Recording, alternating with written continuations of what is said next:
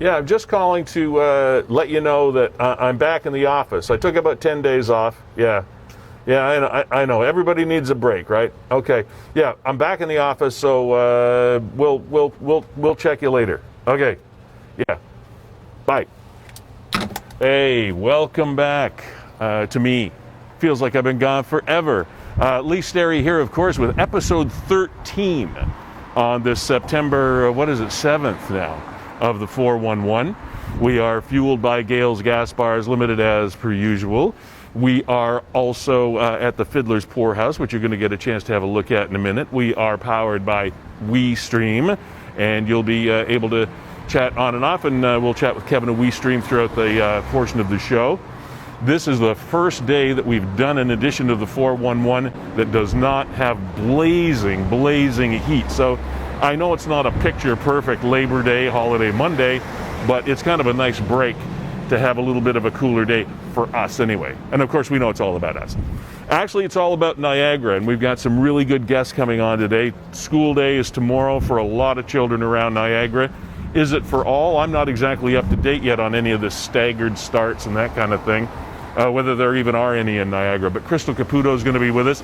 Also, Gayle Hanlon is going to be here. She is a homeschooling expert. We've chatted with Gayle before, and we'll get an update from her on what she thinks the situation is right now. And also, the Canadian Motor Speedway project of Fort Erie is not dead in the water, or dead on the track, as they might say. So Erik, Tomas of Raceline Radio is going to be joining us also in the program. In the meantime, Fiddler's Poorhouse is our location. You can come by and join us on the program, and we'll tell you how. Follow me. Okay, yeah. I am hatless today.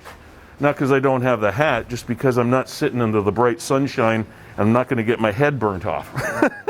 So that's kind of, and Kevin is going to do his best here to get me wired up for sound so that when you contact the program, which you are invited to do, and we'll tell you how to do that again in a second, you can, I can hear you.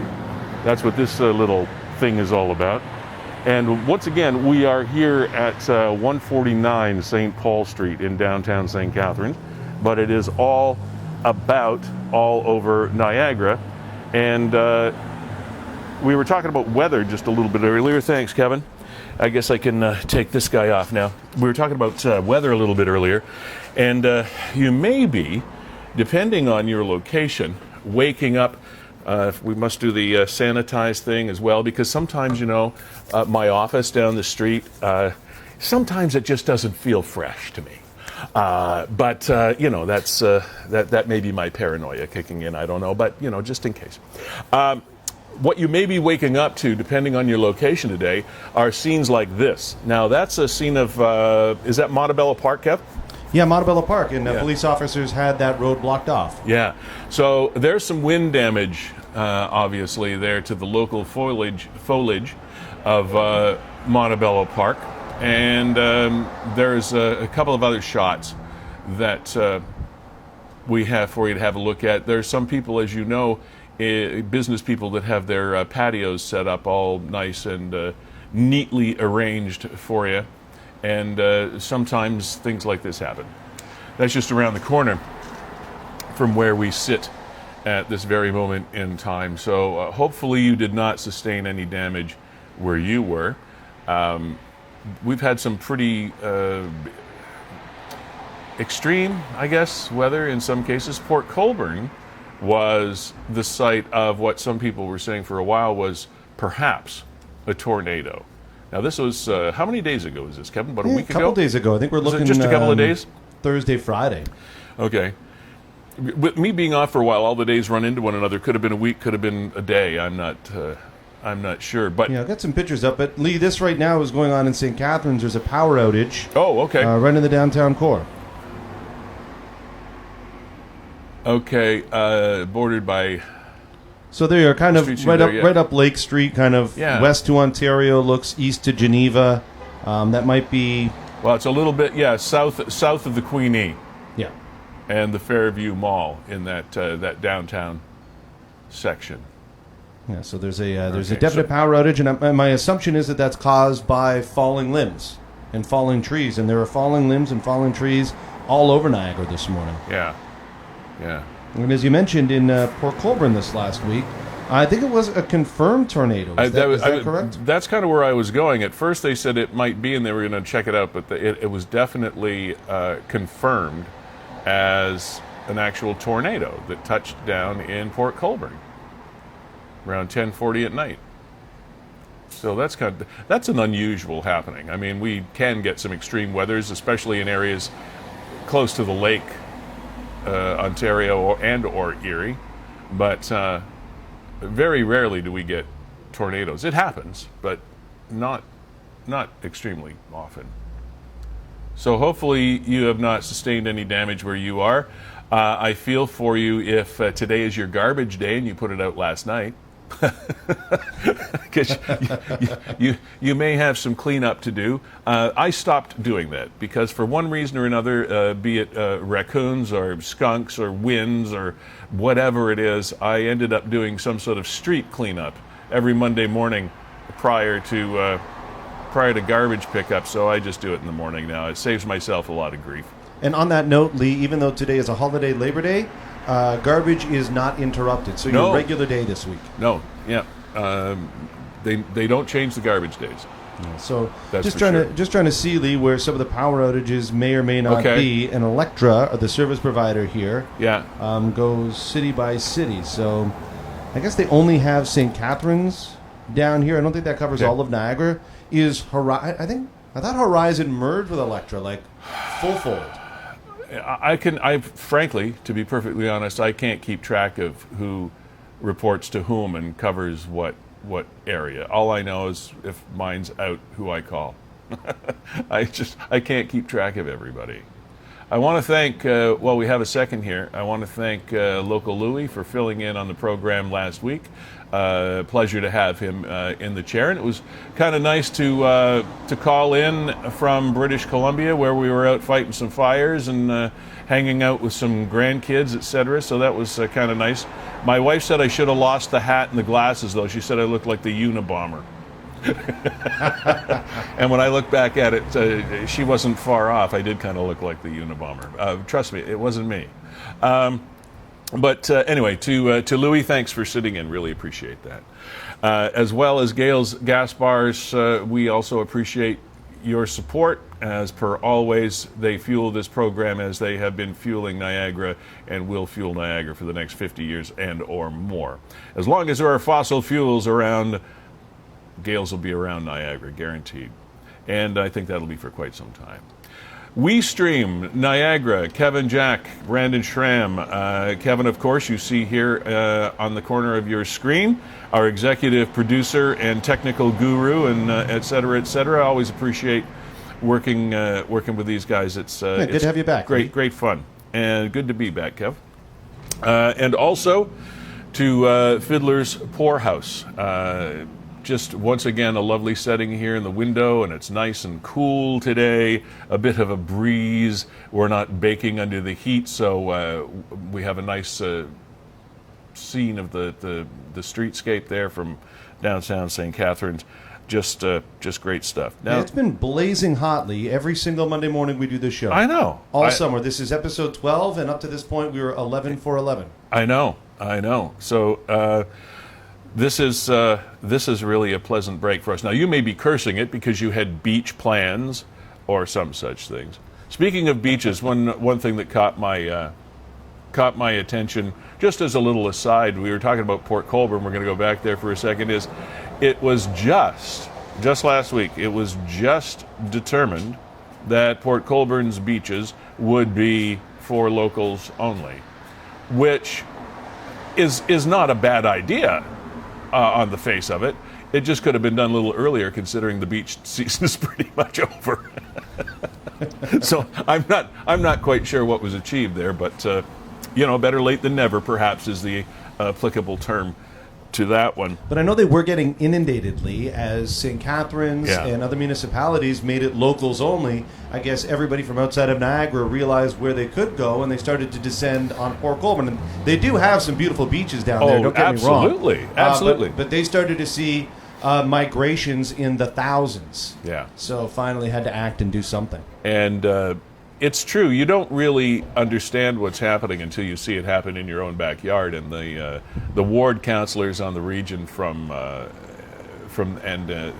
city councils, etc., finally got the message through to their comrades in arms that it was an issue. Because, as they say, we're full of cliches today, out of sight, out of mind. So if you don't experience it every day, you don't really take it as seriously. But when it is in your backyard, it's a big deal. So it'll set the stage probably for similar occurrences. Heaven forbid, should the situation continue to be like this for next year. I know people are hoping that we're going to be a little bit more wide open and this COVID thing will be behind us by then. But there's a big chance that it won't be completely behind us by then. So it'll set the stage at least for how to handle things when the next season rolls around. While we're talking COVID stuff, Kev, why don't we do a segue into that, because we are still keeping a COVID watch, if you will. Now, one of the things that they've done, you'll see in the graphic if you recall what has been published before. They used to say new cases today and then new cases yesterday. Well, now they're giving actual dates so that we can keep track. But September 6th, of course, was yesterday. New cases in the Niagara region, 2. Growth rate, 0.2%. And new cases on Saturday, also 2. Growth rate on Saturday, also 0.2%. So on the face of things, we seem to be doing okay. Just taking a look at some of the other stats here. Yeah. It's hard to say. There are so many stats. It's what hard was to that say. 70%? Let's take a look at that. Percent of new cases that have no known exposure. Okay, so I think that number has increased. I believe it has increased because they've been able to track a lot of the sources for the infections, but 70% of the known cases right now, they have no idea where they got it, which is, it's a little disturbing, but yet the numbers are so low. We're looking at 2 a day. So when you start talking 70%, 3 out of the 4 people. 1.6. Yeah. So some silly thing. We're doing okay, but of course, school back tomorrow, and people are a little fearful of that. Yeah. Which leads me to remind you of our lineup today. You'll see the picture up in the corner of your screen here. Krystle Caputo is going to be joining us. It'll be her, I think, 3rd appearance on the program. It's always a pleasure.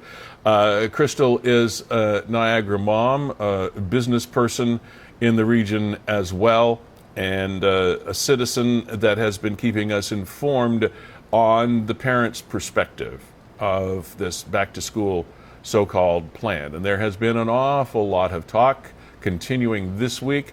I think it was about a week ago we heard, or once again, maybe not even a week, that the 4 major teachers' unions have filed suit or taken the government to court, etc. So the whole conflict back and forth thing is not done. I heard another announcement this morning on my way into our studio here that the Elementary Teachers Federation is advertising quite often to contact this particular website and tell Doug Ford that this is not what you want. So the tit for tat goes on, and I'm not so sure that that's anything productive, but what do I know at the end of the day?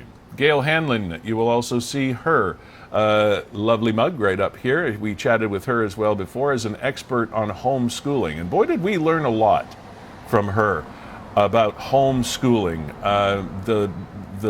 the restrictions of it, the legality of it, the things that you can do, can't do, and how the whole thing can be put together if that's something that you think might be a good idea. We'll get an update from her perspective on our current situation.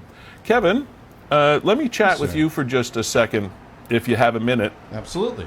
Because if Krystle is our resident mom on schooling, you've turned into our resident dad. Yeah, I guess so. I'm fine with that. Yeah. So what is the situation with your youngsters come tomorrow? They're going to school. I have a 5-year-old who's entering senior kindergarten and a 6-year-old about to be 7 who is entering grade 2. They are super ecstatic that tomorrow they get to see their friends finally after 6 months. Believe it or not, they're happy to be going back to school.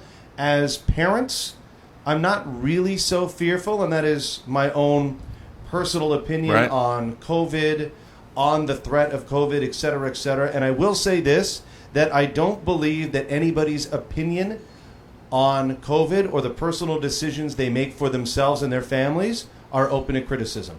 I'll say that right out. Whatever decision you are making is the right decision for you. Yeah. And the right decision for us and our family is to send our kids back to school. It's for the mental health of them, and believe it or not, Lee, the mental health of me.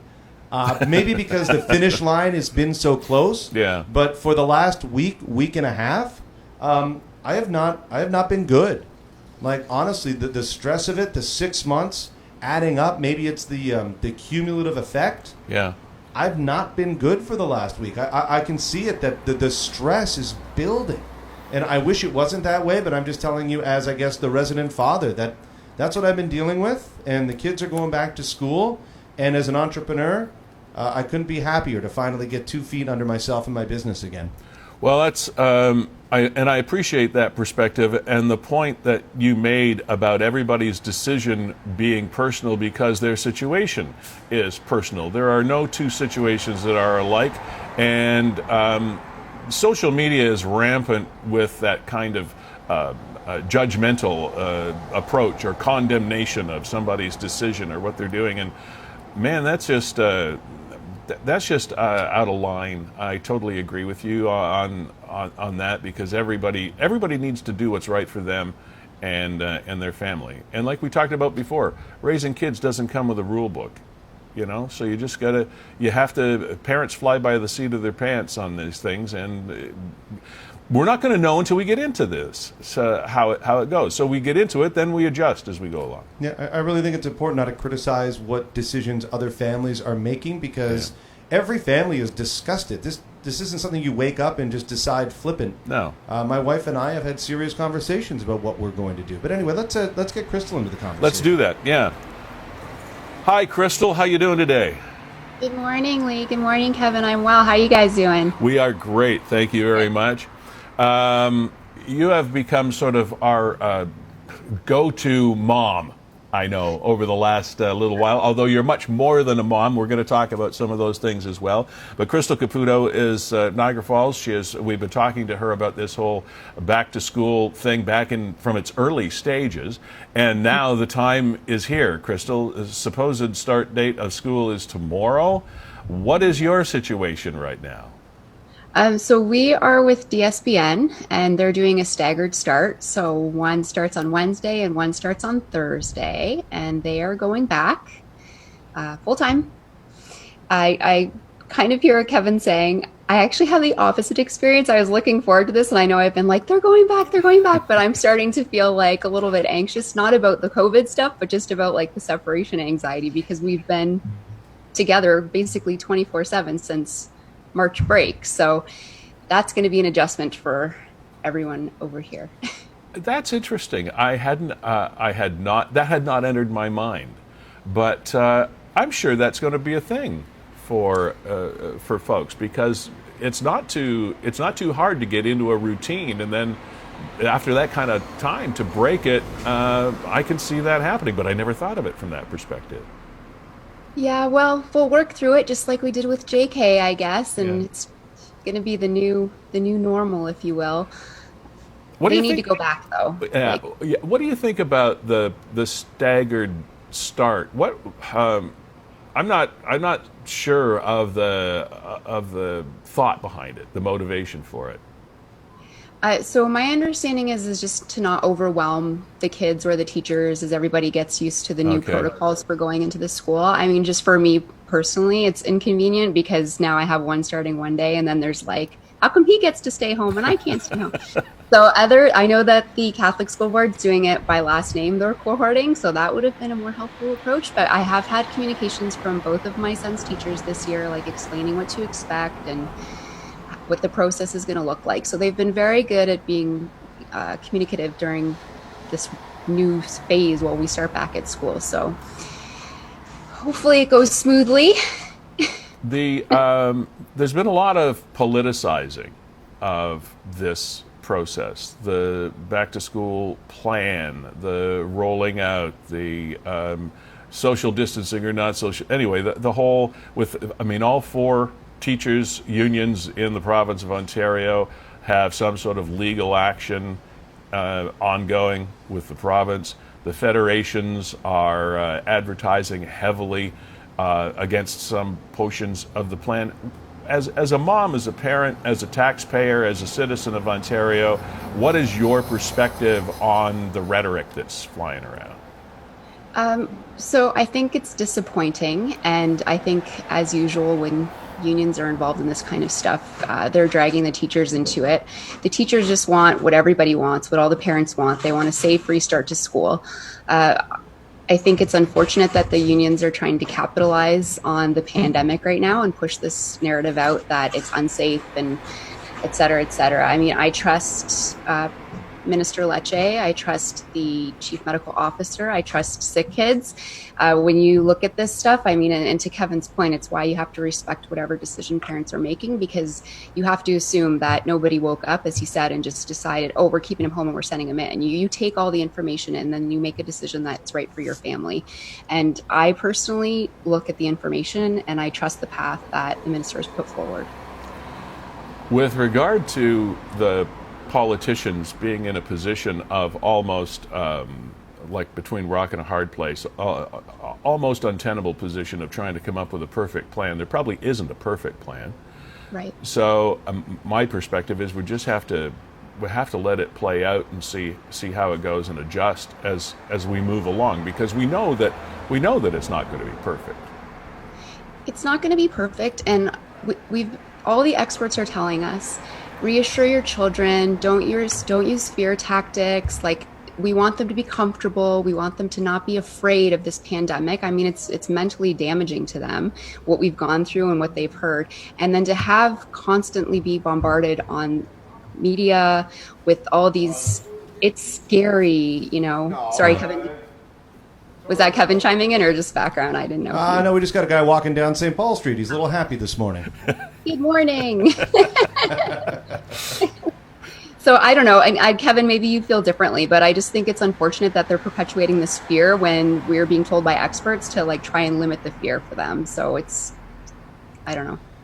I don't know. I think I fall back to whatever decision you're making for your family is the right one. If you try and get into a debate about people's interpretations of what so many different experts are saying, and to be honest, Krystle, I can pull up an article right now, or I can pull up a YouTube video of an expert telling me that there's nothing to be fearful of.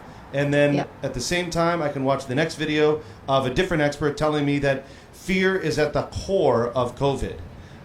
So I don't know. Again, I'm not that fearful, but that's my personal decision and that's my personal interpretation. And I don't think that it's right to tell somebody else who is fearful that they're wrong. Yeah, I agree with that. If that makes sense. I mean, there's experts saying so many different things, and I think a lot of people want to listen to the experts that align with their thoughts. And you can always find one of those. I agree. But sorry, Lee, I just want to... No, it's okay. No, go. Say something about what Kevin just brought up. And that's the fact that a lot of what we're not talking about is families are having to make this decision out of necessity. So unfortunately, there are going to be some people that are really fearful, but because they have to work, they're sending their kids back. So there's that whole other element too, right? Like it's a privilege to be able to keep your kids home if that's something that you can manage, but a lot of people can't. So I guess to your point, it's just going to have to play out, and we'll pivot as we need to pivot. And exactly. I agree wholeheartedly. And this is something I may have brought up before on this program, and it's a little harsh, but it's harsh to make a point, saying that I don't really care about somebody's opinion on COVID and back to school whose salary has not been affected. Yes. I just don't. Like, your perspective is not the same as the rest of society who have seen major dents taken out of their annual revenue. And I'm one of those people. So to hear somebody's opinion whose job has shifted to a remote, so now their job, if anything, has probably become easier, their salary has been unchanged, tell me that this is the decision they're making for their child and it's the only right decision to make. Well, again, it's the right decision for you. Isn't that an interesting element of just about any difference of opinion on any topic that is out there? There are so many. Look at the unrest that is happening all across North America for so many different reasons, predominantly in the United States, but Europe is not left unscathed. No continent has been left unscathed, with the possible exception of Antarctica, by issues. I don't know how the penguins feel, but with the exception of that area of the world, there is conflict, and people are protesting things that don't affect them. And not all of them, of course. It doesn't mean that the movements themselves have no value. They do at the core of the matter. But how many people are involved with the protests and end up causing unrest that really haven't been personally affected by it? Is that okay, or is it not okay? Yeah, well, it's not okay. I'm very happy that we live in Canada, greatest country in the world, because it's actually pretty horrifying what's happening. I'll look to the south for our neighbors, and it's now in Rochester, New York. They're burning down businesses, they're burning down bus stations. Like, for what purpose? Like, toward what end? It's horrifying, and I feel really worried for the state of affairs down there. And I don't really know how they resolve it without getting into a huge political discussion about how this is lining up time-wise with the American election, Trump supporters, Biden supporters. Like, I'm glad we're in Canada. Yeah. That will be my diplomatic answer to that. Yeah, no, I concur. Going to pop back to school for a second and ask you a question about exactly what environment your kids are going into. Now, your children of the age that they do not have to wear masks, correct? One does. Oh, one does not. All right. Oh, yeah, Kevin, yours are of the ages where they don't have They to. do not, but we'll be sending them to school with masks and encouraging them to wear them. And I think that's the stance that the school has taken as well. That even though it's not mandatory, we're going to encourage our younger students to wear masks. Okay. Krystle, have you been told what or do you know what the actual environment will be that your children will be in? Like, will they be distant? Will the desks be separated further than usual and that kind of thing? Yeah, so I've seen like pictures, and they're meant to be like, this is horrifying, and they show the classroom setup and all the desks are spread out. That's how school was when I went to school. And for some reason, I don't know where it flipped along the way, but they've got them in these little pods. Oh, I don't know if Kevin, your kids are young enough that they would have been in the same thing. It's play-based learning at that point. Kind of a group where they'll smash 4 tables together. Yes. And I personally don't believe that that's conducive to learning and keeping young attention spans. So I'm actually in favor of the new layout, spacing out the desks, having your own little island. Plus, it serves the function of social distancing. Listen, they're kids. They haven't seen their friends in 6 months. You can 100% bet that they're going to run up to each other and hug each other. Yeah. I mean, they're not going to be able to stop that, right? So I think, and what we've been saying at home, same thing as Kevin, even though the younger one doesn't have to wear a mask, we'll be sending him with the mask. And we're just pushing hand hygiene. That's the most important thing, like Purell, wash your hands. There's no water fountain, so you have to bring a bottle to just use the filling station, which we've done for 5 years already anyway. So I'm okay with the way that class is set up, and I think they're staggering outside recess breaks to smaller pods. So, like, to your point, I think that there has not been any area that hasn't been thought through from the teacher's perspective and in consultation with the province. And I mean, we're just going to have to see how it goes. I don't think that there's anything more they could have done. I mean, whether you have 15 students or 30 students, they're kids, they're going to play together. So the social distancing angle and smaller classroom argument just doesn't hold weight for me personally. That being said, of course, I want my kid to have more one-on-one attention, but I don't think you'd it's want that anyway. Exactly. So I'm okay with the setup. Okay. Let's, before we let you go and get on with your busy life, let me come back to something that we talked about the last time you were on. And how is your outdoor challenge going? Oh, it was great. And I heard you guys talking about beaches. So we were at the beach like the day before they stopped letting like non-Port Colborne residents go to the beach. So it was amazing. We're so lucky to have such beautiful beaches down here. And it was busy, but it wasn't too busy. Everybody was spaced out. The undertow was insane that day. But you just forget, like every time we go with the kids, because they love it, like they were born on the wrong coast for sure. They just sit out there for like 5 hours in the water, and it was beautiful. So everybody should go to the beach, but I guess you have to be a resident now. And is it true in St. Catharines too, or you just have to be a Niagara resident to go to well, it said locals. I think if you're Niagara, you're okay. Yeah, I think Sunset Beach you just have to live in Niagara, but now in Port Colborne you have to live in Port Colborne. Oh, right, not just anywhere in Niagara. No, they have like city workers like checking IDs when you go to get in now. Okay, that's interesting. What else is happening in your life? Anything we can give you the camera for, give you the platform for before you go? Well, I might have some exciting news, but I will have it to hopefully share with you guys next time. Okay. I'm also starting a program at Harvard this fall too, so it'll be online and virtual. So I'm going back to school as well, except it'll be online. That's the Harvard. The Harvard. The Harvard. Okay. It's got a ring to it, Krystle, I got to admit. And congratulations on your acceptance, and I wish you all the best. Oh, thanks, Kevin. Yeah, I was joking because it was always supposed to be a Harvard Law School, but it's Harvard Business School, but we're going to take it over here. Well, we shall await your exciting news, and as always, a well thought out chat today, and I appreciate you coming on the program. Good luck with the school year and all that goes with it. Thanks, Lee. Thanks, Kevin. Have a great day, guys. Bye. You too. So there you go.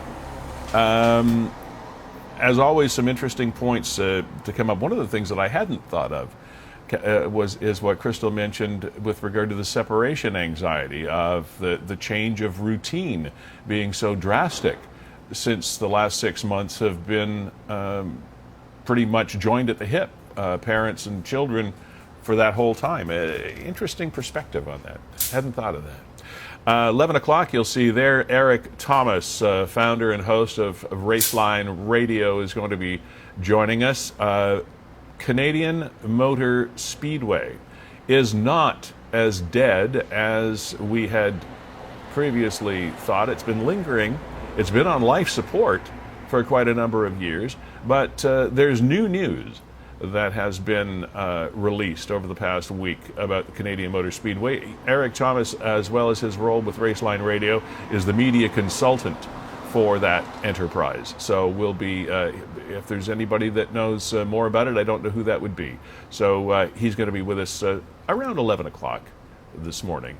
And we're going to have Gayle Hanlon on when she is ready to go. We're going to continue with the school theme. And Gayle is a homeschooling expert.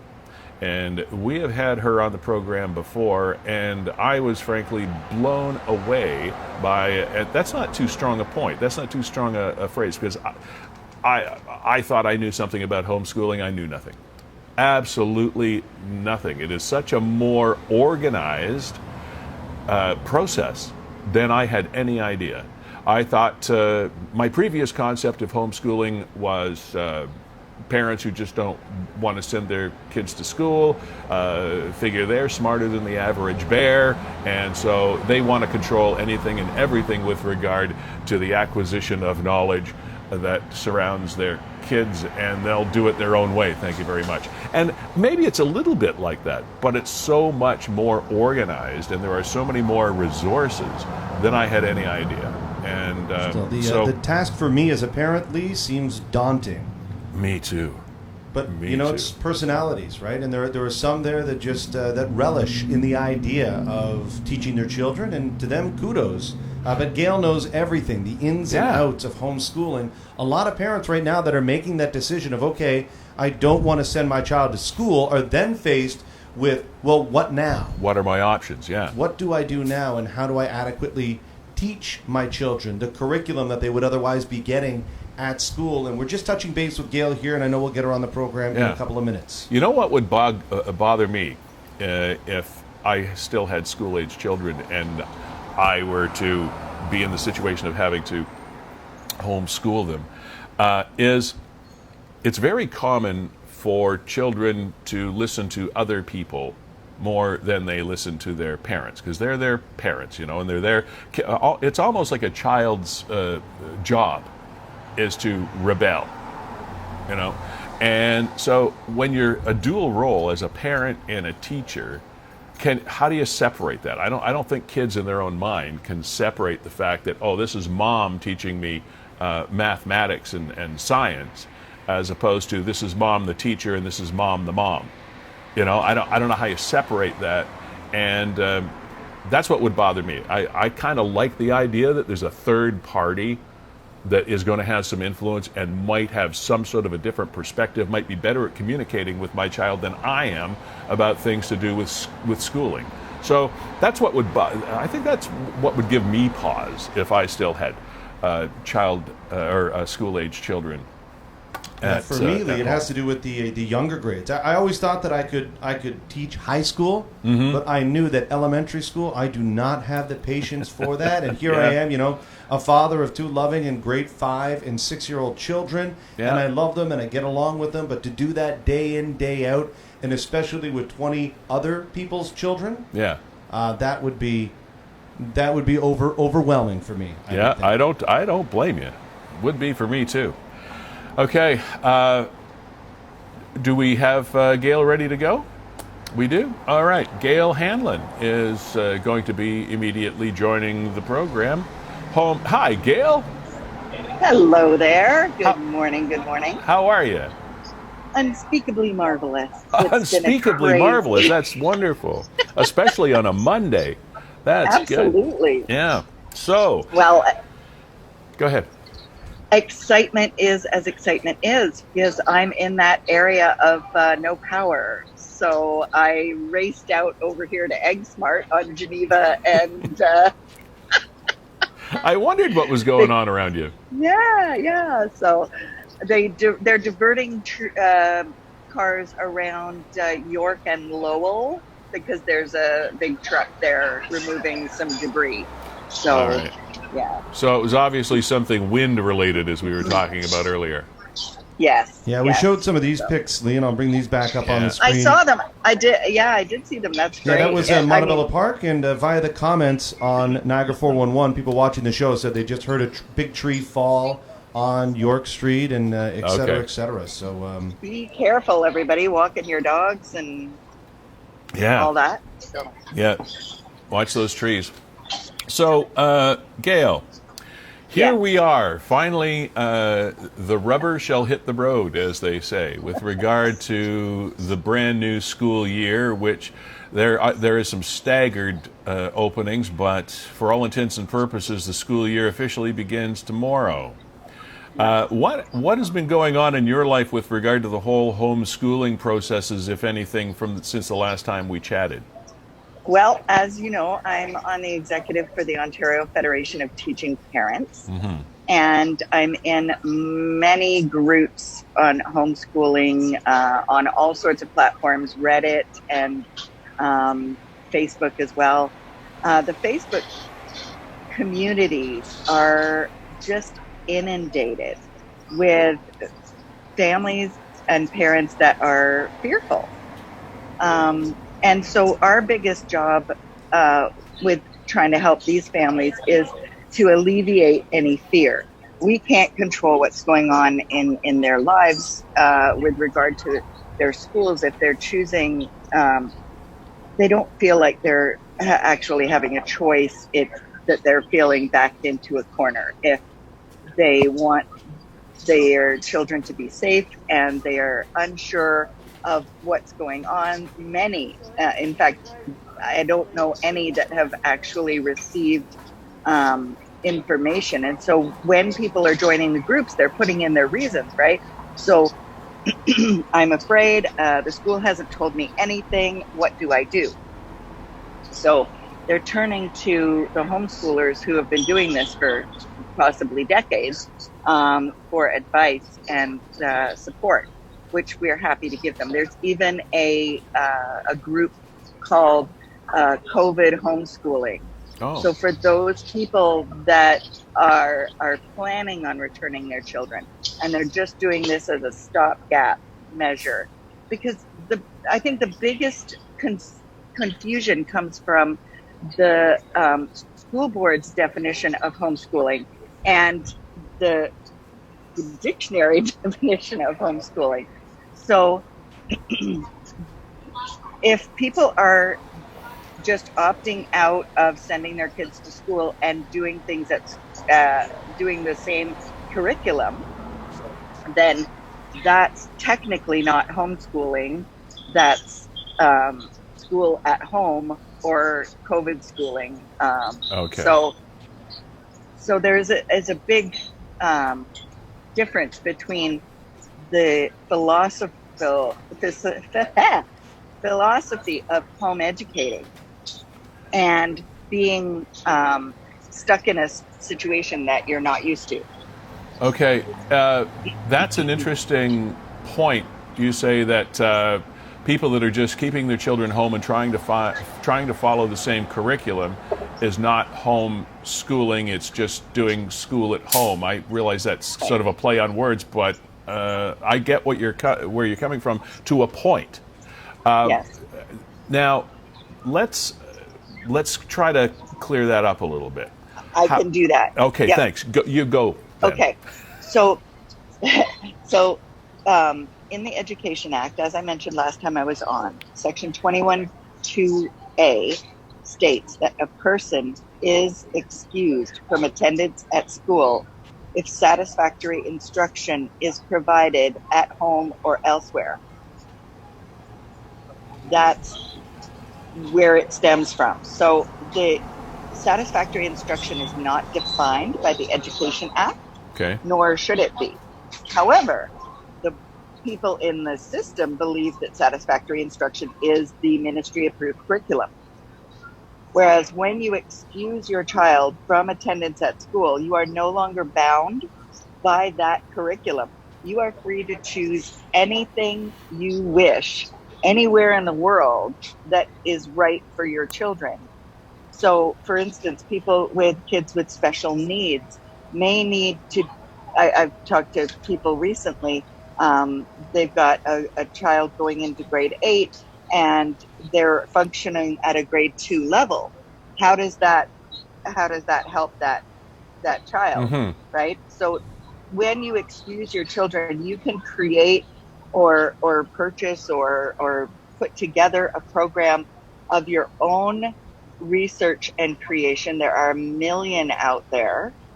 And with people connecting on the homeschooling groups, they can connect with people like them who have challenges like they do, who can help them find the right things to do. Okay, and Gayle, sometimes, yeah. Let me ask you this. I know there are people that are watching this right now that are trying to wrap their heads around this, what you just said, in that when you go through a traditional out-of-home schooling atmosphere, go through the traditional streams of education, etc. When you graduate from elementary school, it's a matter of record. When you graduate from high school, it's a matter of record. You use those records in your performance or the performance of your children for applications to post-secondary education, getting jobs and those kinds of things. What kind of accreditation comes along with a homeschooling atmosphere where you've picked your own curriculum? How does that work? You've absolutely hit on something that most people don't know. Those things truly only apply to those people that are in the system. So if you go to universityadmissions.ca, mm-hmm. you will find all the alternative ways to get into universities and post-secondary education, colleges and universities, without ever having gone to school. Huh. They are not required. They are a creation that the system needed to keep things organized. Same with grade levels. Grade levels are not necessary to be followed. My daughter was at a grade 6 level for spelling and grammar when she was 8, but at a grade 11 reading and comprehension level at 8. So the grade levels are what is in place in the schools, but not all. That's one way, and one way cannot meet the needs of every child.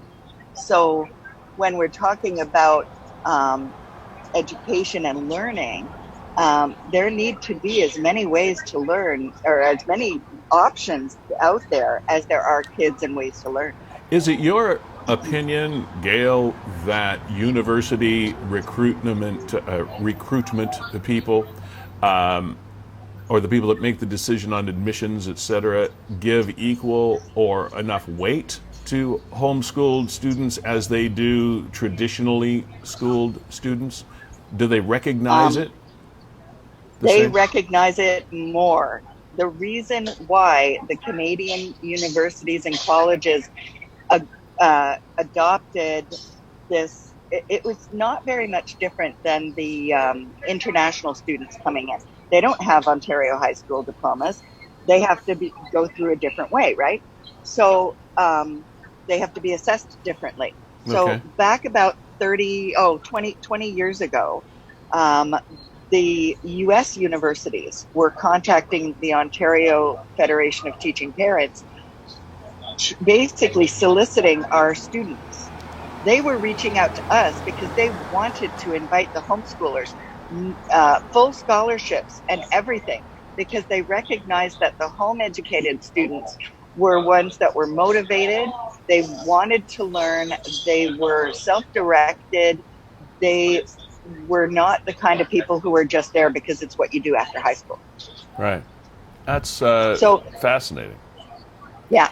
So actually, the statistics from Harvard is that 1 in every 1,000 homeschoolers gets in, versus I think it's 1 in every 10,000 regular school students. Fascinating stuff. Gayle, what Kevin and I were chatting about before we got on with you here was our shared fear of actually having to handle teaching our own children at home if we were in that situation. Now, Kevin's are going back to school, and he's pleased that they're going back to school for the family, etc., and like for their own reasons, and that's great. I'm trying to think back to when I did have school-age children, and it would be so daunting for me that there's absolutely no way that I think I could be dad parent and dad teacher parallel to one another. This is a big question that is coming up in the homeschooling community right now too, especially for those new scared parents who are wondering how to do this. It is absolutely doable to have. I worked full time, and I was homeschooling, and I was a single parent. Wow.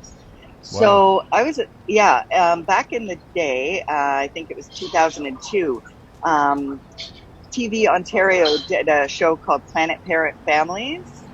I had the wonderful experience of having the TVO cameras in my home for a week, documenting a video diary of a single parent homeschooler.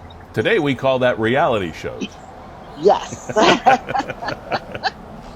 So it is absolutely doable, and the homeschoolers are being able to provide those people who want to keep their children in something like outside of the system, that maybe need to go out to work.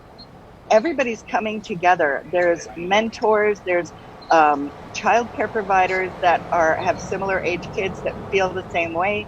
So people are connecting on the groups to say, hey, if anybody has a grade whatever child and they want them to hang around with some more, my house is open and we can do that. And so everybody's trying to help each other, which has been really, really good. Now, I was on a Zoom chat yesterday with the Arrow Society. I don't know if you're familiar with them, the Alternative Education Resource Association. I am and now. Online, it's educationrevolution.org. And they were talking about the difficulties for families in the same way, because everybody's experience is the same thing everywhere. And families creating micro schools together so that they can support one another in those things. Now, micro schools are also something that, the term has just been coined, but we've been doing it for a long time. There are private alternative schools in Ontario that people can register with to either have their children go, but these micro schools are 5 to 10 kids maximum. Interesting. Yeah. Kevin, as our resident executive producer, as well as dad of school-age children, what are you thinking about all this? As I said before, we learn a lot from this lady. Absolutely. And Gayle, wanted to throw this your way. For parents in Niagara, they are going to get some curriculum provided by the schools, but I think the schools are still trying to figure that out, to be perfectly honest. What resources are available to parents across all ages and all grades for them to administer homeschooling? Okay, so if you think about the school system and the curriculum, and then these parents that are now without that, everything else is out there. And that is what can be overwhelming for families. There is so much information, so much curriculum, so many alternatives there that it's hard to choose. So a lot of us who are mentors to these families are sitting down with them, talking to them and saying, okay, what is it that you want? What is it that you expect? Because then we can go do, help them research online for what they can do. I work with a few families that their kids can't do online, or they don't have Wi-Fi. They don't have access to the online things. So it's impossible for them to even do the 300 minutes outside, because they don't have it. So we are able to connect them with whatever works for them, whatever relieves their stress, because we don't want their stress to be exacerbated. Okay. Gayle, again, every time we chat with you, there's just new and improved information. Maybe not new and improved for you, but it is for us, because it's a world that is so much more organized and sophisticated than I would have ever dreamed. And I really appreciate you shedding light on this, and hopefully it will also give people that are feeling some of those stresses some avenues to explore. Can I throw one more thing at you before I go? Absolutely. Okay. So when we talk about traditional school and what we all are conditioned to know as traditional now, has only been around for 150 years. We only got government-controlled education in 1871. So we had a lot of intelligent people before then, and always will do. That's interesting to put it into that kind of perspective. What is their first point of contact? Is it email? Is it a Facebook visit? Is it a website? Where do they go? Highly recommend the Ontario Federation of Teaching Parents has the most accurate information that they can get. It is ontariohomeschool.org. OntarioHomeschool.org. That's the first place of contact? Right. Awesome. Second is there is Niagara homeschooling. If they just type in on Facebook Niagara homeschooling, they will find the Niagara homeschool group. And if they just type in Homeschool Ontario, they will find many, many groups. There are over 9,000, almost 10,000 in the one homeschooling group, and 5,000 to 6,000 in others. So, yeah. Drop my pen. Thank Gayle. Take care. Have a great day. Just, I know we will have you back. That is, without question. And sorry, I created a clatter. I dropped my pen. Anyway. No problem. such as live entertainment, news infotainment, as they say. You are watching the 411 here on WeeStreem Niagara. My name is Lee Sterry. WeeStreem Niagara powers this whole thing. Kevin Jack, of course, is the head cheese behind the big cheese and at WeeStream. And also to Nick at Niagara 411, we appreciate the partnership with you, and thank you for allowing us to use your content from time to time. We feel a bit of a part of your world, which is awesome. Gayle's Gas Bars is also the fuel behind this program, fueling Niagara for the next 50 years, as they have been for the previous 50. Check out their rewards program. And again, they are as focused on Niagara as we are, so we always appreciate the support of Gayle's Gas, without doubt, as well as Mook from Fiddler's Poorhouse and this beautiful open window street front studio we have going for us here on St. Paul Street in downtown St. Catharines. And it's so lovely that we're not baking in the heat. Every Monday has been sort of like a shake and bake here, but this is pleasantly cool. Now, although you trying to celebrate your holiday Labor Day Monday may not appreciate this weather, at least up until 11:30 we do. Now, Lee, it's funny because you think of things that COVID-19 has taken away from us, and here we sit on a Labor Day Monday, and traditionally this is a pilgrimage down to Iverwind Stadium in Hamilton, or I guess Tim Hortons Stadium, and the big Labor Day clash between the Ticats and the Argonauts, and the CFL season scrub for this year, and that's been a tradition for decades. And I know there's a lot in Hamilton and a lot down here in Niagara that would go there every year and watch the Labor Day Classic if that was the only game they watched, Yeah, I know some people that, irrespective of where the location might be, they're at Grey Cup every year. They travel all over the country, no matter where, and there's some people are going to be like a 20, 30-year tradition or something like that they're going to have to break. Not that I'm a huge CFLer. I kind of am. When I was in Hamilton, of course, the Ticats, I would you have to be, or they throw you out of the city. Yeah. And it's kind of the same when I was in Winnipeg, but with the Blue Bombers. Absolutely, the Blue Bombers are a religion in Winnipeg. Absolutely. And I know that this is outside the whole Niagara realm. However, it does affect those of us in Niagara, and the Hamilton Tiger Cats, who aren't that far down the highway, wonder what the future of the CFL will bring. Because of this situation, the league went to the federal government to ask for a no-interest loan to be able to operate their league for this 2020 season, and they were refused. Thus, there is no 2020 season. And one wonders, if that's the situation, what is the health of a league that cannot sustain itself even for one season through times like this? One wonders how viable it is as a league in general, as a business. I think for a lot of sports that have hit pause, and maybe even the other ones that have, NBA, NHL, that have gone into a bubble, it's an opportunity to probably implement change that they've always wanted to, and the tradition has been resistant to. So maybe for the CFL, that could mean more games, it could mean less games, it could be more travel, it could be less travel. I don't know what those changes are, but I think there's a lot of things on the back burner that leagues have always wanted to implement that they'll find COVID is presenting an opportunity of acceptance for that. Or, yes, the flip side of the coin, of course, of opportunity is irrelevance.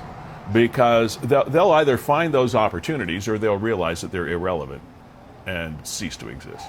Yep. Now, Lee, speaking of sports, I know we're going to get Eric Tomas on here in a second because there was developmental news with the Canadian Motor Speedway in Fort Erie. But on the heels of what Gayle was talking about, she brought up OntarioHomeschool.org. Yeah. So if people are wondering what they're looking for, there's the website there. Okay. And it is the Ontario Federation of Teaching Parent. And she says this is a valuable resource for parents that are undertaking homeschooling. And it could augment what the schools are going to provide online. And there's a button right there that says Start Here.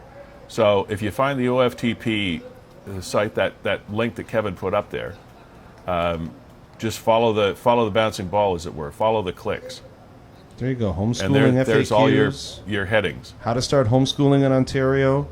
And as Gayle said, most of these resources have been available for years. It's just now homeschooling is on the tip of people's tongues. Yeah. So great resources there. And again, it's OntarioHomeschool.org. OntarioHomeschool.org. Thanks, Kevin, for putting that up, finding that for us. Mm-hmm. And as you mentioned, Eric Tomas is going to be joining us on the program just in a matter of seconds, or even immediately, for that matter. Now, I want to before I get into the meat of what we're going to talk about today. Many, many years ago, when Erik, I knew him by another name way back then, used to tell me, and anyone who would listen for that matter, the fact that motorsports was the most popular sport on the planet. The most watched, the most attended, the most researched, the most participated in. And those of us so-called jocks of the football and baseball and hockey world did not believe at the time, Erik. I think maybe we believe now. Do you remember trying to convince us how popular this motorsports thing was? Can you hear me okay, Lee? Yeah.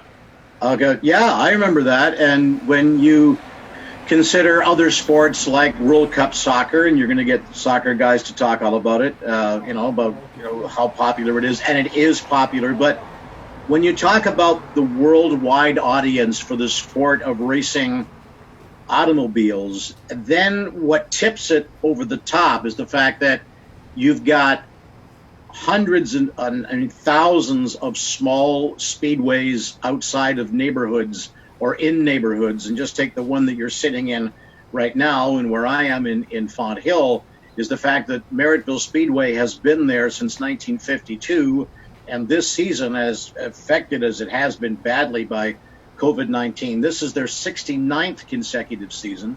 So you know how big and important and how many crowds that is. So when you add it all in together, those who don't believe that this sport is as popular as the stick and ball stuff out there, really need to look at the numbers. But it's we're not running a popularity contest here. I think back when we first started talking about that, you and I go back to, the very beginning. It's scary how long you and I have known each other, back to the earliest days of Niagara College and what have you, is the fact that our sport back then in the 60s and 70s was fighting for national attention and international attention in terms of television. Well, now, you pretty much got that. And with the advent of the internet and the other electronic mediums that are out there, there are millions more people around the world exposed to this that weren't there before. And now you've got, NBC, the regular network, and ABC before that, covering the Indianapolis 500, and the Daytona 500 live flag to flag. And every F1 race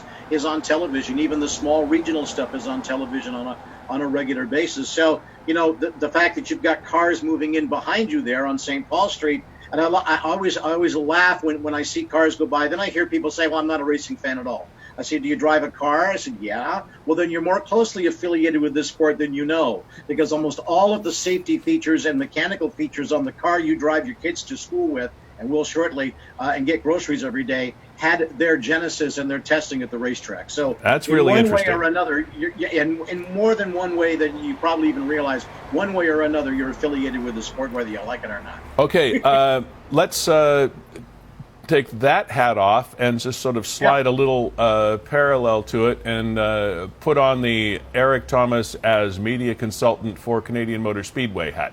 Sure. And I'm assuming you are still continuing in that role, and that's Correct. why we reached out to you, as this past week there was some kind of revival type news as a result of, and I'll let you get to it in a second, as a result of the fact that the shotgun clause, or whatever it is that you might call it, sunset clause, shotgun clause, that's to do with marriages. I like your term. That's a whole different thing. Shotgun. do it or you blow you up. Yeah. The sun's meaning that by a certain date, if things had not gotten to a certain point with the development of the Canadian Motor Speedway, we're talking to the Fort Erie area, that this clause would be activated, which would mean the zoning would return to agricultural as it was prior to the rezoning of it for the raceway.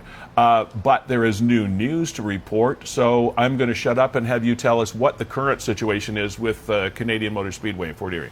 Yeah, you've explained it very well, Lee, is that over the last 10 years, there has not been any outward news that is for fan or public consumption, because for the last 10 years, really, the developers of Canadian Motor Speedway in Fort Erie on Bowen Road in the QEW, that was started by rerouting Miller's Creek and doing some work on that land there, they had been trying desperately to get investment money from the original investor from the Middle East into Canada, which by the banking bureaucracy that you have to go through, and rightly so, they want to know where the money's coming from, what it's being used for, the source of those funds, was taking an inordinate amount and an unpredictable amount of time to try and get that cleared. In the meantime, that investor decided that it was taking too long and they had to go and find another investor. Well, they have found another investor. They were in contact with a gentleman who is going to be kept in camera up to this point, who is not from the Middle East,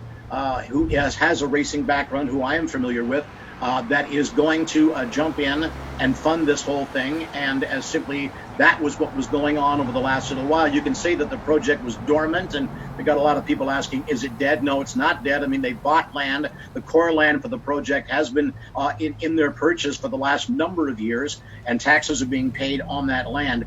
It's taken them $34 million to get it to this point.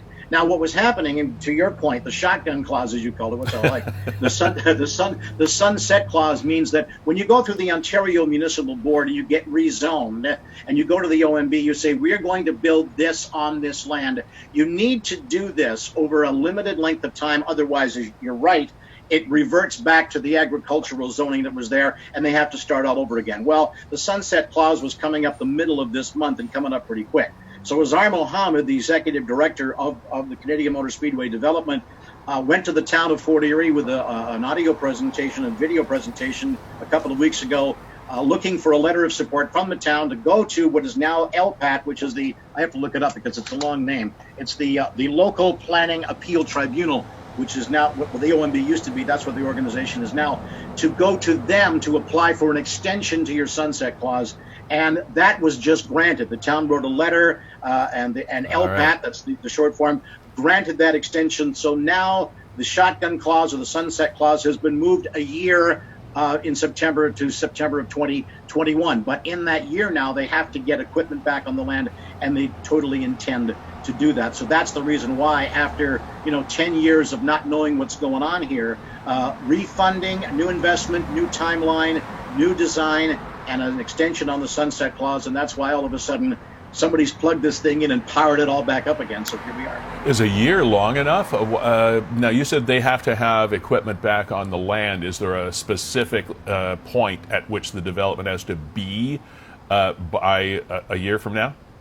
They have to within that year, and Azar Mohammed has told me that, and we just had the interviews on Raceline Radio in two parts, is that, within a year they need to get some equipment back on that land to at least start the first phase of this thing. So he's very confident that he can get that stuff revived. So come the spring, there's a very good likelihood that you're going to see some equipment back on there and start get back on to start moving dirt on that property again. Okay, this is probably the question which is unanswerable, and you bang your head every time somebody asks it. So here's another chance to bang your head. When are we going to have racing in Fort Erie?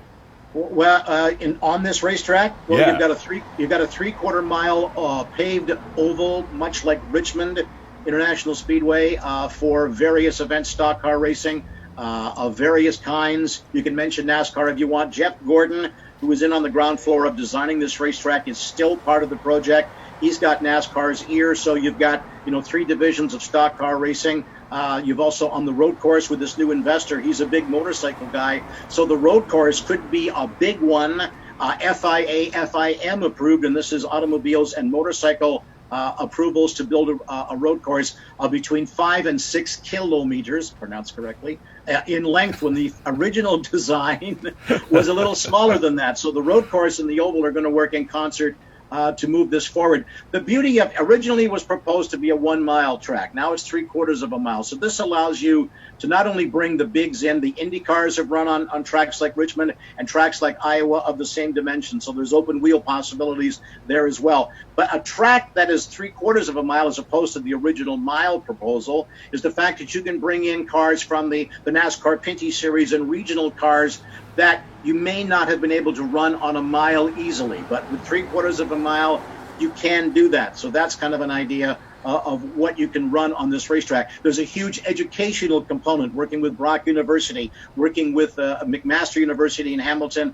and others as well. And there's that on the property as well. So it's a year-round facility. There's concert considerations for this facility. You just can't build a racetrack anymore, Lee. Yeah. It's got to have more than one use. So that's basically a long answer to your short question. No, that's fine. More information is always better than less, especially when people have been waiting for information for such a long time and wondering what was going on. So no information is too much. One more question, though. One of the hurdles that the owners had to deal with, this process was dealing with, was the in-go and out-go, there's great grammar for you, of traffic in that Bowen Road corridor. Now, there is construction happening on the Queen Elizabeth Highway even as we speak in that whole Bowen Road area. I can only assume that this is part of accommodating the issues that the ministry was concerned about. Am I right or wrong in assuming that? You're kind of right in there. Just to answer it correctly, on the front of it is all traffic mitigation studies have been completed and approved, including the Department of Transport in Ontario knows what's going to happen when races are being staged and how to get fans in and how to get fans out. Won't even be using Bowen Road, you'll be using Gilmore roads, and all the roads coming in are all one direction when the race is over. All those roads become the opposite direction, one way to access and egress, I guess is the proper terms for that. All of that has been prepared. What's going on down there now, they had to replace that overpass at Bowen Road anyway, which was not part of the CMS project, but the traffic part of it was solved and approved quite a long time ago. So there's really no concern about any kind of traffic problems in the area. A lot of money has been spent. As I said, it's $34 million just to get it to this point. When we're talking about price tags, and maybe I'm wavering off your topic here, is the fact that when this project first went in, 10 years ago, it was about $450 million with the cost of materials and what we want to do, and say the Speedway want to do in this thing. It's upwards of $700 million now, because it's just going to become much more expensive. But we're finally getting some progress in terms of administration. The sunset or the shotgun clause has been extended, and it's now they've got a year to get equipment back on that land, so people can drive by and say, look, she ain't dead. We're going to be okay here. And everybody, everybody wants this. The landowners are on side. There's a couple of peripheral properties they still need to close on. They're committed to that. They've never wavered from that. The core land has been in their purchase for a number of years now. They're paying taxes on those lands. So all the pieces are in place. They can get the equipment on, Lee, and hopefully do it within the year. They have to because of the sunset clause extension, but all the preliminary work has already been done. So working with Ellis Don, they can get this thing up and going and bulldozing in pretty quick order. That's awesome. Canadian Motorsports Hall Hall of Famer Erik Tomas, thank you very much for joining us today. Host and founder of Raceline Radio, Canada's longest running, I think I am correct in this, syndicated program. The only one out there, baby. Yeah. Anyway. Lee, before you let him go, think I can hop in for a second? Oh, okay. Go ahead. Hey, Erik, and I love the radio show. I find myself listening to it all the time, even as like a peripheral motorsports fan, which just speaks to the quality of the program itself. You're a good guy, Kevin. I have a couple of questions for you. As far as this facility that's being proposed, the Canadian Motor Speedway, is there anything parallel or similar to it in Canada right now? No, and I'm glad you brought that up, Kev, because this is one of the reasons why, it has taken so long, is because no one has tried to build anything like this in this country up to this point. It is certainly going to be historic in terms of a racing facility, an educational facility, a research and development facility, and an entertainment facility. It's in an absolutely perfect place. But no one has tried to build this, so there isn't a blueprint, guys. There's no instruction booklet that we could say, well, this is what happened when they built this before. No, this is uncharted territory. We're plowing away across the ocean, not knowing what's on the other side. We know what we want to build, but all the steps you've got to take to build something of this enormity is really pioneering, and and some of it's anticipated, and a whole lot of it isn't. But they're bound and determined to push this thing and get it up and running. Otherwise, they wouldn't have spent the money they have and devote the amount of time they have if they weren't devoted to doing that. So there's your answer. Okay, and one more question before I throw it back to Lee. When you start talking about the length of a track, and this is just something I've always wondered, let's use a road course for example. The length of the track, is that the shortest path? Is it the middle of the road? How do they measure it? Well, it depends. Everybody seems to have a different method of measuring tracks. Generally, when a racing section, let's pick NASCAR for instance, when they measure the length of a track around, will normally measure it in the middle. Okay. You go down to the bottom, it's going to be shorter. You go to the top, it's going to be a longer distance.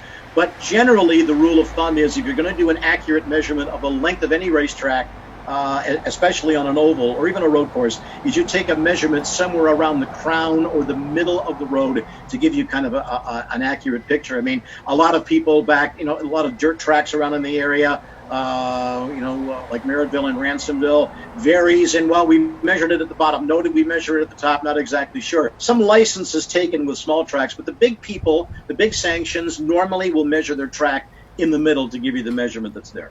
All right, cool, thanks. Good questions. Thank you, Kevin, for chiming in with those, and thank you, Erik, for your succinct answers. Just one quick note before we let you go. I was out in British Columbia visiting my family. Yes. My two kids are out there and grandkids and such, but that's not really the issue. The issue is the fact that my oldest son, you normally walk into his house and you see there's a golf tournament or a football game on, and he watched this Netflix show about Formula One racing. There was a Netflix series, I guess, about Formula One. Now, I can't drag him away from the TV because he's got Formula One on almost all day long. He just got the bug and got hooked on this thing.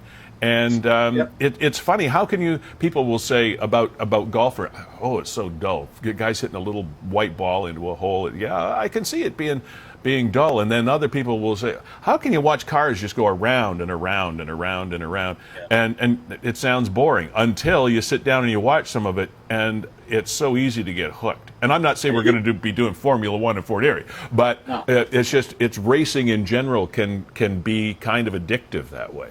And if you think it's good on television and even good on radio, get out to your local racetrack or get out to a major event and experience the sound of it, the smell of it, the auditory assault that it is, and kibitz with your fans out there. And like no other sport, and here we are circling back to the beginning of our conversation, no other sport out there affords the fans access to the dressing rooms where these guys are doing their stuff. You can visit the pits at a racetrack, Merrittville, any other big track, the Indy in Toronto, Indianapolis 500. If you have the right passes, you can get in there. The drag racers let you get in to the pits right up where they're prepping the cars for your GA ticket.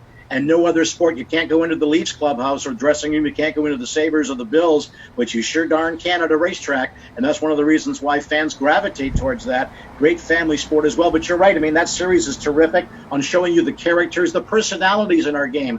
are top notch. One of the reasons why people like your son become attracted to it once they watch that series and realize, wow, it's a little more than just going around in a circle. Yeah. And the personalities and the technology that goes into it, especially at the F1 level, is so intriguing and very, very entertaining. Erik, as always, thanks, and it's good to see this project moving forward. I can't wait to hear the cars humming out in Fort Erie. Have yourself a super week. Enjoy your Raceline show this week, and we'll see you again soon. Tune in to Raceline. We'll bring you up to date on all the happenings with Canadian Motor Speedway. Lee, been a long-time good friend, and always good to be on with you. Thank you, Kevin, and we'll update everybody along the line, and thanks so much. Have a good Labor Day, everybody. You too, mate. Bye. So there you go. The CMS is not dead. Always informative. We've had some wonderful folks on here today with perspectives. Krystle Caputo, thank you for being here. Gayle Hanlon, homeschooling, just a fascinating subject, and something that parents, I'm sure, by the score, will be checking in to find out more about here in Niagara, just to see if there's a way it can help you relieve some of those stresses that may be there with regard to your children going back to school in these strange times in which we live, and of course to Erik. Also want to give a shout out to our supporters again here. Of course, Gale's Gas Bars fuel the 411 every single week, and we appreciate their support. Check out their rewards program at gales.ca and all of the other things that their organization does for Niagara. Very, very charitably minded as well, and we'll be talking with some of those charities in the weeks to come. Also to Nick at Niagara 411, keep up the good work keeping us informed, and we appreciate the partnership with you. Dave McParian from Fiddler's Poorhouse, always appreciate being able to set up here in your lovely open-air front window onto St. Paul Street here in St. Catharines every Monday. Well, you know and, what, always to WeeStream. Yeah, what do you want to... I was just about to give you a plug. I and know. Oh, come on. Timing is everything, man. The timing is brutal on my part. Talking about cars and talking about a beautiful location on St. Paul, so there we are, Lee. Okay. Wow, how slow is that guy going? It's like we got the slow motion cam out. Yeah. And you just checking out the show. Speaking of slow motion cams, I had quite an experience while I was away. I took my iPhone for a swim in my son's pool. Quite a lengthy swim, as a matter of fact. So lengthy that it is now being used as a doorstop. It will never ever be used as a telephone or a computer again. So I had to get another phone. That's always a hassle. But anyway, that happened, and it's got this. I don't know for the life of me why they come up with this stuff, but it's got this slow motion feature on it. Like you can record somebody, like the $6 Million Man. Yeah, I'm really not sure why, but I suppose if you want something like time lapse, well, it's got that on it too. Anyway, so just a little tip from me to you: if you want to avoid a whole lot of headaches, make sure you check your swimming trunks if they have pockets for your phone, because that's what I didn't do, and that's where the phone was. For quite a considerable length of time. What a mess. Okay, so that's my world. We had some interesting things happen over the last little while. Just to go back to the Niagara 411, there was quite a spectacular picture, and it got my attention, mainly because I've been a long-time Niagaran, away for a number of years, but still my roots are here. And one of the most often mentioned locations was Hayes Dana. Remember that? The old Hayes Dana plant in Thorold.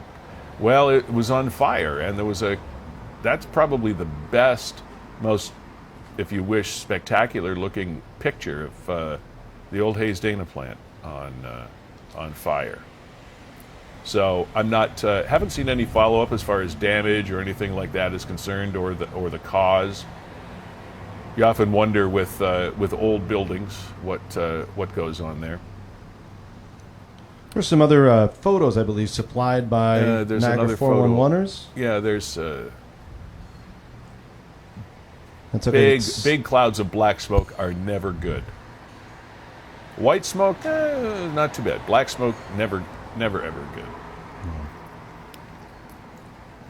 we seem to have, and maybe it's just because they're getting reported more. That's always the question, isn't it? Are we seeing more of this, or is it just being reported more?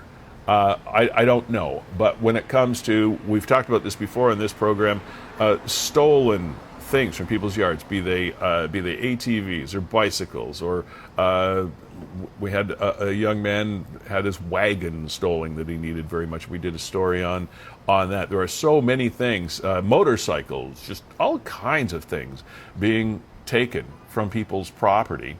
And again, is it happening more, or is it just being reported more? I'm not sure. And the same thing goes for accidents. It was a tragic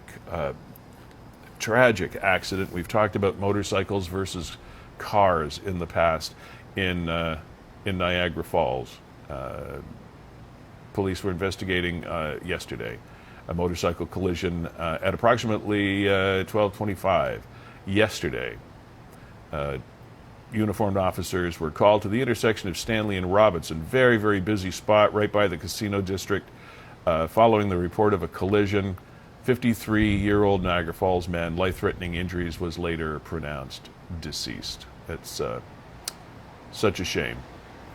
So our condolences to the friends and family of that gentleman. A number of the comments that were involved in that post expressed by people that knew this man, and it was a situation of somebody making a left-hand turn and into the path, it would appear, of the motorcycle.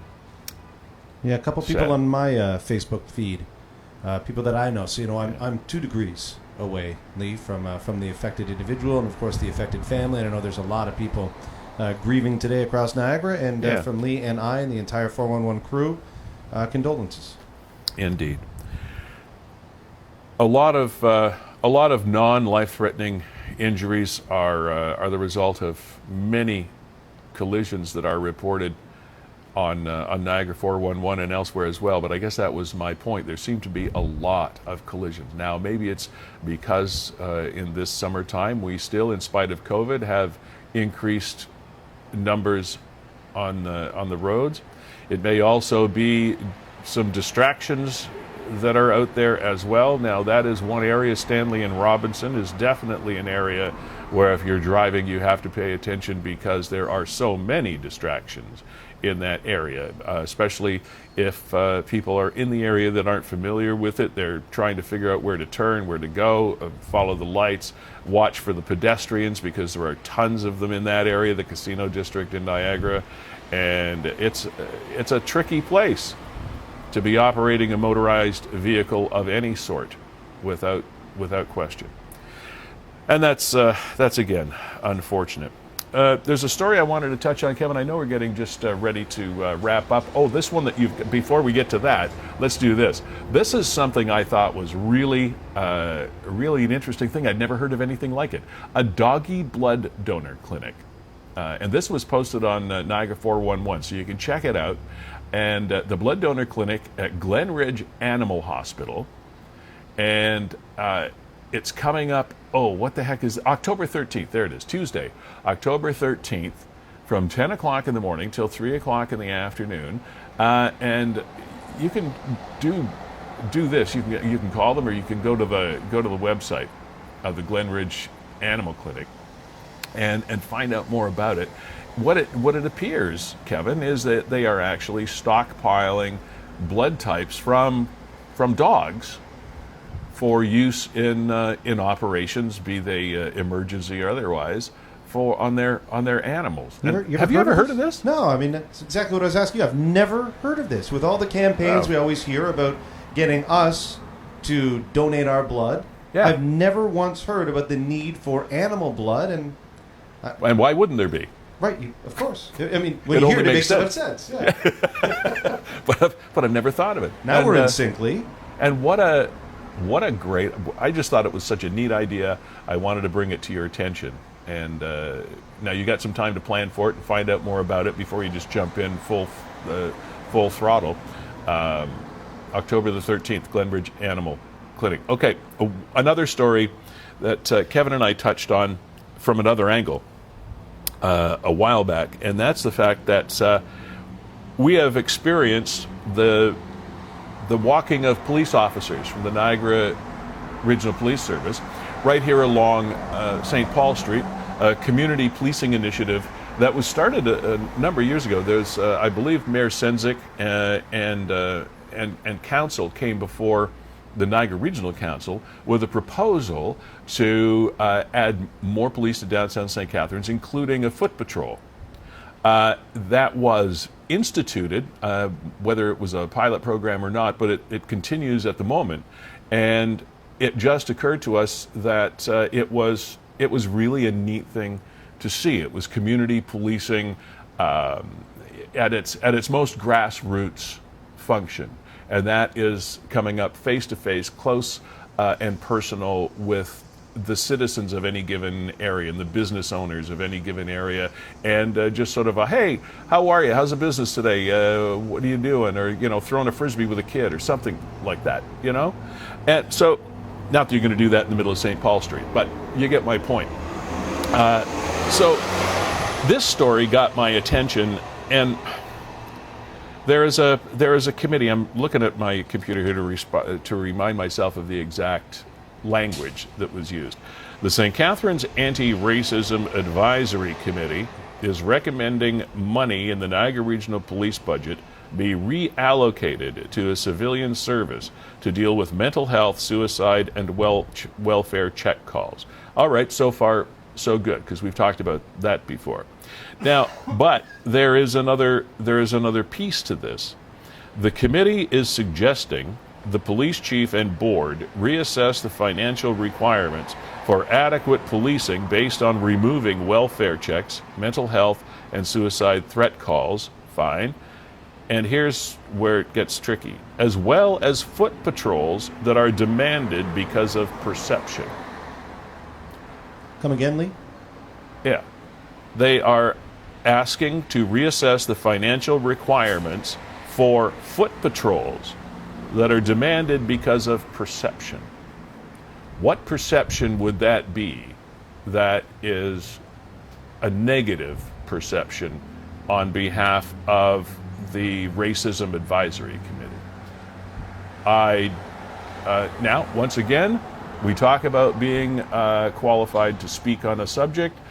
Yes, I am a male, I am white, and I am of a certain demographic that might be called old school. I acknowledge that. However, some of the same people, as I understand it, that came before council to ask for more of a police presence in downtown St. Catharines are part of the committee. I could be wrong about this, but I believe it. My information tells me that it is so you can do your own research. Are now saying that it's not a good look. It's not, the perception of that is not a positive thing. I see exactly the opposite. And so I just thought I'd throw that out there, and you can comment as you see fit on it, one way or the other. As we talked about when it came to schooling, you are entitled to your opinion because you have your own perspective. Your perspective isn't mine, it's not Kevin's, it's not your neighbor's, it's yours. But my perception of the whole thing is that it made me feel good when I saw one of these officers walking the beat. As they used to call it. I guess maybe they still do call it.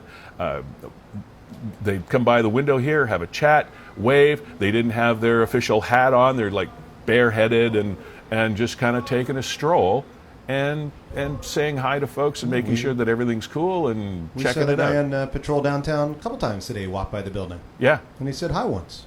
Yeah. It was nice. Yeah.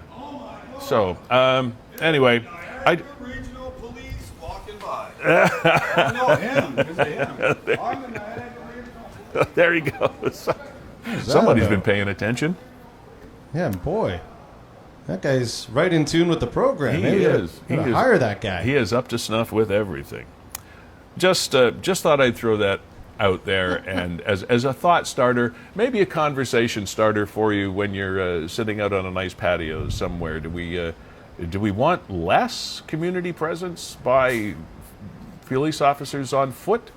Does it send a message of a police state?